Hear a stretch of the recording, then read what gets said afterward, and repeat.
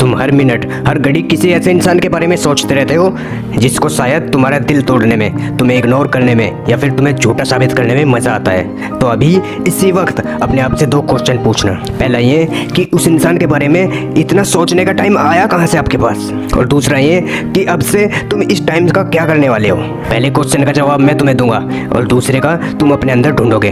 कहाँ से आया तुम्हारे पास इतना टाइम? तुमने लगभग सब जगह का टाइम मार दिया सिर्फ उस एक इंसान के लिए, और तुम्हारे दोस्त तुम्हें पहले वाला दोस्त नहीं मानते क्योंकि तुमने अपने इतने सारे दोस्तों में टाइम भी उसको दे दिया। अब तुम अपने शरीर पर ध्यान भी नहीं देते क्योंकि वो टाइम भी तुमने उसको दे दिया है। ना तुम समय पर नहाते हो, ना तुम समय पर खाते हो, ना डेली एक्सरसाइज करते हो, ना जिम जाते हो, ना टाइम पर सोते हो, ना टाइम पर स्टडी करते हो, और ना कुछ खा पी रहे हो। क्या हालत बना रखी है तुमने अपनी। तुमने उस एक इंसान के लिए अपना और खुद का टाइम मार दिया जिसका तुम्हें होने या होने से कोई फर्क नहीं पड़ता। तुम्हारी माँ कितना सोचती है तुम्हारे बारे में कि ये गुमसुम क्यों है, जबकि इसका कोई एग्जाम भी नहीं है। सोच सोच कर थक गई है वो, क्योंकि तुमने अपनी माँ से बात भी करना बंद कर दिया है। माँ से बात करने का टाइम भी मार दिया तुमने बहुत सपने देखे थे कि लाइफ में ये करूँगा वो करूँगा, तुमने वो सपने भी मार दिए क्योंकि जिस टाइम में तुम वो सपने देखा करते थे तुमने वो टाइम भी उसको दे दिया। तुम पहले कॉमेडी मूवी देखना पसंद करते थे लेकिन अब सिर्फ सैड सॉन्ग सुनकर रोते रहते हो। तुमने अपनी मूड को खुश करने वाली कॉमेडी मूवी को देखने का टाइम भी उसको दे दिया।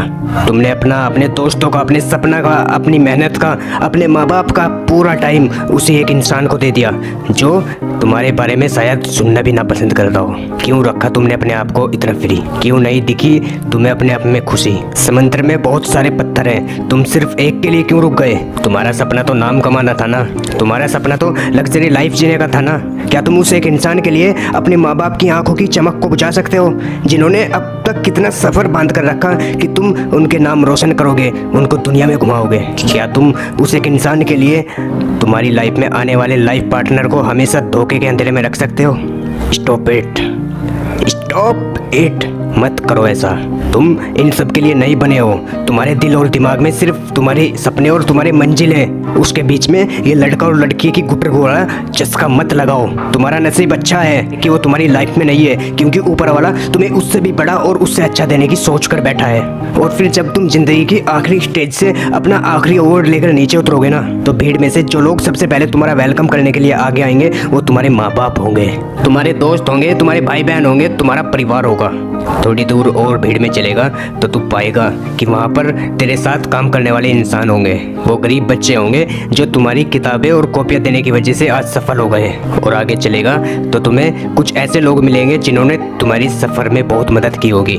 तुम उन सब के सामने झुककर उनका शुक्रिया करना। और आगे चलोगे तो फिर अनजान लोगों की भीड़ शुरू हो जाएगी। उसी भीड़ में कहीं थोड़ा और चलोगे तो वो इंसान दिखेगा जिसको तुम कभी पूरा टाइम सोचा करते थे, जिसकी याद तुम्हें हर वक्त रुलाया करती थी, जिस इंसान ने तुम्हें नीचे दिखाकर नालायक बताकर ठुकरा दिया था, जिसके तुम्हारी ज़िंदगी से जाने के बाद तुम बहुत रोए थे, जिससे तुमने बात करने के लिए, देखने के लिए कितनी मन्नतें मांगी थी, रिक्वेस्ट की थी। वो इंसान तुम्हें सॉरी बोलना चाहेगा लेकिन नज़रें नहीं उठा पाएगा। उसको अपनी गलती का बहुत भयंकर एहसास होगा क्योंकि उसने तुम्हें समझने में बहुत बड़ी गलती की थी। तुम्हारे प्यार को ढोंग समझा था, उसने तुम्हें बेवजह आवारा समझा था, जबकि तुम वैसे बिल्कुल नहीं थे, तुम सच्चे थे, लेकिन उसकी आंखों पर घमंड की पट्टी बंधी थी। वो इंसान जब भीड़ में बहुत रो रहा होगा लेकिन तुम उसके कंधे पर हाथ रखकर उसको माफ़ कर देना और बोलना कि थैंक्स यार, अगर उस दिन तूने मेरा दिल ना तोड़ा होता ना तो आज मैं भी तेरी तरह इसी भीड़ में खड़ा होता। आज ज़िंदगी की आखिरी स्टेज से अपनी लाइफ का अवार्ड लेकर कोई और नीचे उतर रहा होता। और फिर तुम अपनी उस दिन के डिसीजन पर गर्व करना कि अच्छा हुआ कि मैंने इस इंसान के बारे में सोचना बंद किया, अच्छा हुआ कि मैंने दुनिया की वजह अपने आप को ढूंढ लिया, अच्छा हुआ कि मैंने फ्री रहना बंद कर दिया, अच्छा हुआ कि मैंने मेहनत करना शुरू कर दिया, और अच्छा हुआ कि मैं भी बदल गया। क्योंकि अगर तुम नहीं बदलते तो तुम्हारे जाने के बाद ही तुम इस दुनिया से खत्म हो जाते। तुम्हें बदलाव की सख्त ज़रूरत थी, तुम्हें उसे भूलने की सख्त ज़रूरत थी। पहले क्वेश्चन का जवाब सिर्फ इतना ही था। दूसरे क्वेश्चन का जवाब अब तुम्हें अपने अंदर ढूंढना है कि तुम्हें उस इंसान को भूलने के बाद उस टाइम पर क्या करोगे जिसमें उसको याद किया करते थे। याद रखना, ये जितना मुश्किल लग रहा है इतना मुश्किल बिल्कुल भी नहीं है। तुम कर सकते हो, यू कैन डू इट। तुम्हें करना ही होगा। तुम ऐसे किसी को सोचकर अपना वक्त बर्बाद नहीं कर सकते। तुम्हें खुद को पूरी दुनिया से ऊपर रखना है। तुम कर लोगे। तुम लकी थे कि तुम्हें वो दर्द और एहसास मिला जो तुम्हें तुम्हें रॉकेट की तरह उड़ने पर मजबूर कर दिया। अब तुम्हें कोई नहीं रोक सकता। अगर मेरी इस वीडियो ने आपको अंदर से मोटिवेट किया हो तो फैला दीजिए इस वीडियो को अपने दोस्तों के पास। और आप अगर चैनल पर नए हैं तो चैनल को सब्सक्राइब ज़रूर कर लें और इस वीडियो को लाइक ज़रूर करें। तो चलिए मिलते हैं अपनी दूसरी वीडियो के साथ, तब तक के लिए जय हिंद।